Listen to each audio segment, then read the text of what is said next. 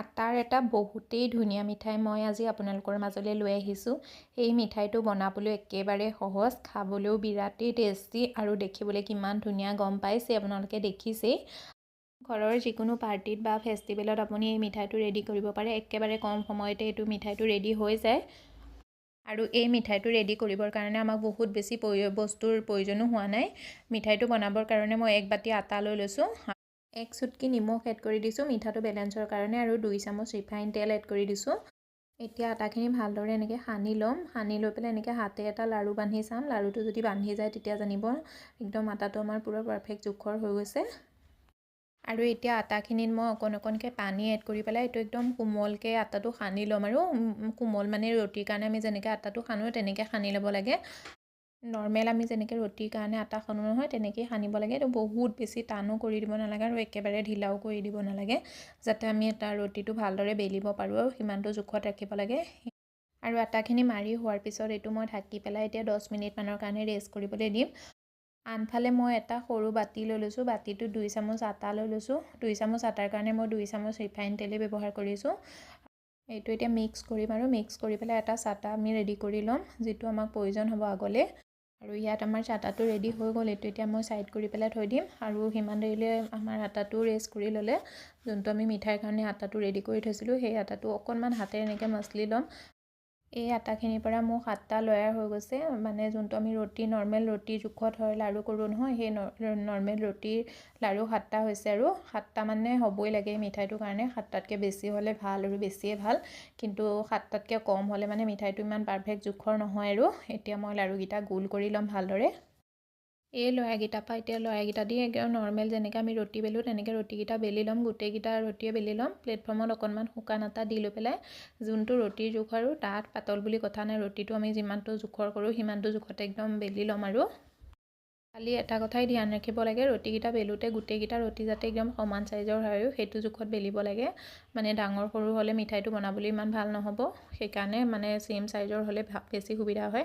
আৰু ইয়াত চাওক মোৰ ৰুটিটো একদম নৰ্মেল ৰুটিৰ জোখতে মই বেলি লৈছোঁ। আৰু ইয়াত চাওক মই ছেইম প্ৰচেছত গোটেই ৰুটিকেইটা বেলি ল'লোঁ। এতিয়া এটা এটাকৈ ৰুটি লৈ ল'ম। এটা ৰুটি লৈছোঁ মই প্ৰথমতে। ৰুটিটো লৈ পেলাই মই যোনটো চাটা ৰেডি কৰি থৈছিলোঁ নহয়, সেই চাটাটো অকণমান চাটা ৰুটিটোৰ ওপৰত দি দিম। দি পেলাই হাতেৰে মানে গোটেই ৰুটিটোৰ ওপৰত সানি দিম। আৰু এই প্ৰচেছটো আপুনি চামুচ দিও কৰিব পাৰে বা ব্ৰাছ দিও কৰিব পাৰে, কিন্তু মই হাতেদি কৰিছোঁ কাৰণ হাতেদি কৰিলে মানে অলপ বেছি সুবিধাজনক হয় আৰু তাৰ কাৰণে মই হাতেই ব্যৱহাৰ কৰিছোঁ। চাটাটো ভালদৰে সানি হোৱাৰ পিছত মই আৰু এটা ৰুটি লৈ লৈছোঁ। ৰুটিটো লৈ পেলাই সিটো ৰুটিৰ ওপৰত ভালদৰে বহুৱাই দিছোঁ। আৰু যদি অকণমান ৰুটিটো সৰু ডাঙৰ হয় তেতিয়াহ'লে এইটোত একদম টানি পেলাই সমান কৰি ল'ব লাগে। আকৌ ছেইম প্ৰচেছেই কৰিছোঁ মই। আকৌ চাটাখিনি মই 1 চামুচমান 1 চামুচ নাই দিয়া, আধা চামুচমান চাটা দি পেলাই হাতে গোটেই ৰুটিটোত সানি দিছোঁ। আটাখিনি সানি হোৱাৰ পিছত মই আৰু এটা ৰুটি লৈ লৈছোঁ। ৰুটিটো লৈ পেলাই সেইটো ছেইম প্ৰচেছতে মই একদম ভালদৰে বহুৱাই দিছোঁ। যদি সৰু ডাঙৰ হয় ৰুটিটো তেতিয়াহ'লে মানে টানি পেলাই সমান চাইজৰ কৰি ল'ব লাগে। আৰু ছেইম প্ৰচেছতে মই গোটেই ৰুটিকেইটা ইটোৰ ওপৰত সিটো মই বহুৱাই দিলোঁ, এড কৰি ল'লোঁ। মানে এড কৰি লোৱাৰ পিছত একদম যোনটো লাষ্টৰ ৰুটি আছিলে নহয়, সেই ৰুটিটোৰ ওপৰতো মই এনেকৈ অকণমান চাটা এড কৰি দিলোঁ। গোটেই ৰুটিটোৰ ওপৰত চাটাখিনি ভালদৰে সানি হোৱাৰ পিছত এতিয়া আমি গোটেইকেইটা ৰুটি এনেকৈ একদম লাহেকৈ মানে ৰোল কৰিব লাগে। আৰু টানি টানি ৰোল কৰিব লাগে। মানে যিমান টাইট হয় সিমানেই মিঠাইটো ভাল হয়। আৰু টানি টানি এইটো একদম পূৰা ধুনীয়াকৈ ৰোল কৰি ল'ম মই এতিয়া। ৰোল কৰি হোৱাৰ পিছত একে লাষ্টৰখিনিত অকণমান পানী এড কৰি দিম। পানীটো মানে অকণমানকৈ সানি দিম যাতে এইটো ভালদৰে চিল হৈ যায়, তেলত দিয়াৰ লগতে যাতে খুলি নাযায়, তাৰ কাৰণে আমি এইটো পানী অকণমান সানি ল'ব লাগে। পানীকণ সানি পেলাই এইটো একদম ধুনীয়াকৈ এনেকৈ মানে প্লেটফৰ্মত হওক বা বেলনাত হওক এনেকৈ মানে মিলাই দিব আৰু চিল কৰি দিব যাতে এইটো তেলত দিয়াৰ লগতে খুলি নাযায়। যেনেকৈ মই ভিডিঅ'ত দেখাইছোঁ তেনেকেই কৰিব, কাৰণ মই হয়তো ক'ব ইমান ভালদৰে পৰাও নাই। আৰু ইয়াত চাওক ৰোলটো হৈ যোৱাৰ পিছত এখন চুৰি লৈ পেলাই এইটো এনেকৈ আমি কাটি ল'ম। সেইটো কাটিবৰ কাৰণে আধা ইঞ্চিমান দূৰত্বত কাটিব লাগে। আৰু মানে মোৰ অকণমান বেছিয়ে হৈছে, ডাঙৰ হৈছে, তাতকৈ ইমান ডাঙৰ নকৰিলেও হয়, সৰুকৈও কৰিব পাৰে, কাটিব পাৰে। আৰু বিৰাটেই ভাল লাগে এই মিঠাইটো, এবাৰ ট্ৰাই কৰি চাবচোন। আৰু ইয়াত চাওক মোৰ মিঠাইটো কাটি হৈ গ'ল। এতিয়া মিঠাইটো কাটি হোৱাৰ পিছত মই কি কৰিম, যোনটো ছাইডে আমাৰ মানে চিল কৰিছিলোঁ নহয়, সেই ছাইডটো দুইটা ছাইডে ধৰি পেলাই মানে অকণমানকৈ দবাই দিম। দেখিবলৈ তেনেকুৱা কৰি দিলে মানে মিঠাইটো দেখিবলৈ ধুনীয়া লাগে। এই শ্বেপটো সলনি আপোনালোকে বেলেগ কিবা শ্বেপো দিব পাৰে। যোনটো চাইডে আমি চিল কৰিছিলোঁ সেই চাইডটো আৰু তাৰ অপজিট চাইডটো দুইটা চাইড এনেকৈ হাতে অকণমানকৈ দবাই দিব। দবাই দিলে মানে মিঠাইটো এটা বহুত ধুনীয়া শ্বেপ আহি যায়। এনেকুৱা কৰিলে মিঠাইটো দেখিবলৈ ধুনীয়া লাগে আৰু বেলেগ একো নাই, খাবলৈ টেষ্টটোতো একেই হয়। ইয়াৰ সলনি আপোনালোকে গোল কৰিও দিব পাৰে। আৰু এয়া চাওক, মই চেম প্ৰচেছতে গোটেই মিঠাইখিনি বনাই ল'লোঁ। মিঠাইখিনি দেখিবলৈ কেতিয়াই ইমান ধুনীয়া লাগিছে। ফ্ৰাই কৰাৰ পিছত ইয়াৰ লুকটো আৰু বেছিয়ে ধুনীয়া হৈ যাব। ফ্ৰাই কৰিবৰ কাৰণে মই তেল গৰম কৰি থৈছোঁ। তেলটো একদম ভালদৰে গৰম হৈ যোৱাৰ পিছত মই গেছৰ ফ্লেমটো একেবাৰে ল' কৰি দিছোঁ। ল' কৰাৰ পিছত 2 মিনিটমান সময় ৰৈ দিছোঁ যাতে তেলটো অলপ ঠাণ্ডা হৈ যায়। আৰু ঠাণ্ডাটো মানে তেলটো একদম ইমানখিনি গৰম হৈছে যে কুহুমীয়া গৰমতকৈ অকণমান বেছি গৰম হৈ গৈছে। তেতিয়া মই ইয়াত মিঠাইটো এটা এটাকৈ এড কৰি দিছোঁ। আৰু ল' ফ্লেমত মই এইটো 8 মিনিটৰ কাৰণে ফ্ৰাই কৰি ল'ম। মিঠাইটো এড কৰি পেলাই এখন চামুচ দি পেলাই এনেকৈ মিঠাইটোৰ ওপৰত গৰম তেল এড কৰি দি দিব। লগতে মানে এইটো উল্টাই দিব নালাগে, নহ'লে লগতে উল্টাই দিলে মানে খুলি যাব পাৰে ইয়াৰ যোনবিলাক পাত্ৰী হয় সেইবিলাক। সেইকাৰণে চামুচ এখন দি মানে প্ৰথমতে গৰম তেল দি দিব। দিয়াৰ পিছত 1 মিনিটমানৰ পিছত এইটো মানে উল্টাই দিব আৰু চামুচ দিয়ে উল্টাই দিব। হেতা ব্যৱহাৰ নকৰিব। হেতাখন যেতিয়া একদম এইটো অকণমান টাইট হৈ যায় তাৰপিছতহে হেতা ব্যৱহাৰ কৰিব পাৰিব। আৰু এই মিঠাইটো ফ্ৰাই হয় মানে আনফালে আমি ইয়াৰ চাটনিও ৰেডি কৰি লওঁ। চাটনি বনাবৰ কাৰণে মই এটা কেৰাহীত সৰু বাতি এটাৰে 1 বাতি চেনি এড কৰিছোঁ। গ্ৰামৰ হিচাপত চেনিটো 50 গ্ৰাম হয়।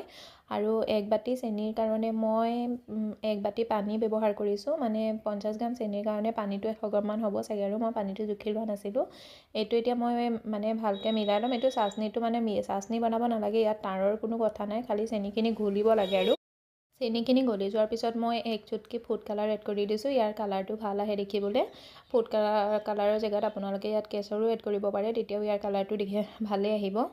আৰু এয়া চাওক, মোৰ চাটনিটো হৈ গ'ল। চাটনি মানে ইয়াত মই কৈছোঁ তাৰৰ কোনো প্ৰয়োজন নাই, খালি চেনিখিনি ঘুলি যাব লাগে আৰু সিমান দেৰিতে এইটো চাটনি হৈ যায়।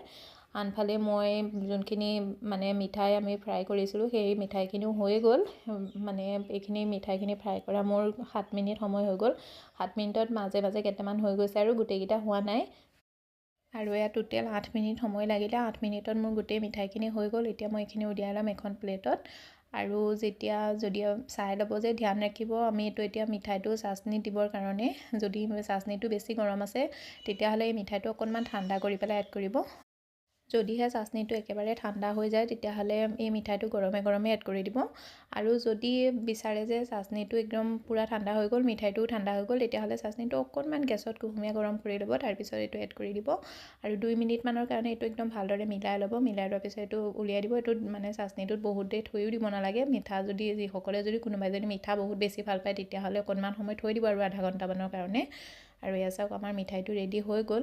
মই কৈছিলোঁৱে নহয় এইটো মানে নিমখীয়াকৈও খাব পাৰে। মই ইয়াৰ পৰা সৰু সৰু দুটা উলিয়াই থৈ দিছোঁ নিমখীয়াকৈ খাবৰ কাৰণে।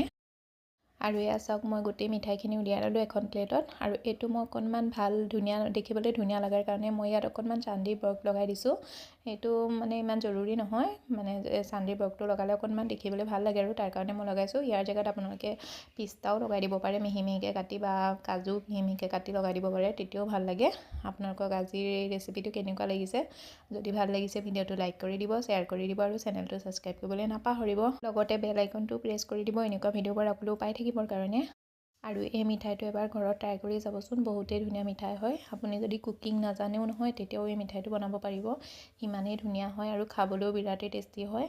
আৰু যিসকলে খাইছে তেওঁলোকেতো জানেই ইয়াৰ টেষ্টটো। এবাৰ ট্ৰাই কৰি চাব আৰু কেনেকুৱা হৈছে মোক জনাব।